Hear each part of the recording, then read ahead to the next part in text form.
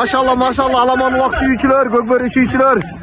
Allah subhanallah taala bizge mümkünçülük verip na.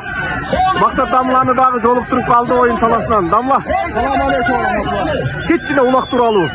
Mana bugun No'xat rayonida Yelörükte ulaq bo'lib o'tadi. O'ta shirin ulaq bo'lib o'tadi.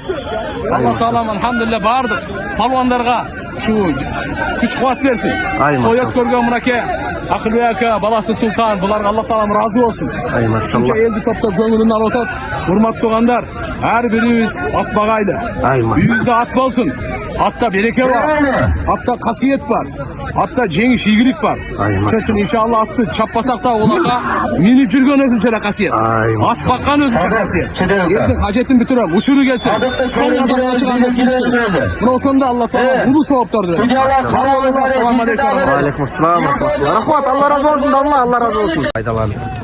Damla assalamu aleyküm. Aleyküm selam ve rahmetullah. Ne olur uçurdan faydalanın sizge bir. Hiç ver almay жүрдüm bile. Ulakta palvanlardı böyle ötükmenen namaz okuydu. Ötüktün тазалыгында kançalık dengelde misal attın boğu teyip taşı mümkün. Kan, sidik basıp alışır mümkün. Şu meseleler kanday olup kalat.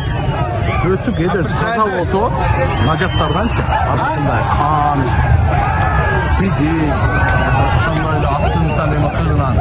Anda inşallah namaz okuyverse bulut. Таза olsa oldu. Takalasa okusa. Anam ne gerdi? Attın boğun teveli algan bolsa, sidik kampan teyip alsa bolmaydı ama. Anda bolmay alat, anda çeçi okuş gerek. Çeçi okuş gerek. Usul meseleni göp bayqap kılamda palvanlar söyledi. Akkara öyle attın boğun tevelip gelip namaz okuyuversetler. Şunu kuda kalası en bir yakta toğu da. Çaktaka тазалап alsın. Gelgenliğin gibi namaz içinde düşüp de okuyuverir. Karga tazalaman da. Allah razı olsun damla. Maşallah. Alaman ulak suyucular, balmanlar, gökbörü suyucular. Meseleni damladan sürüp aldık.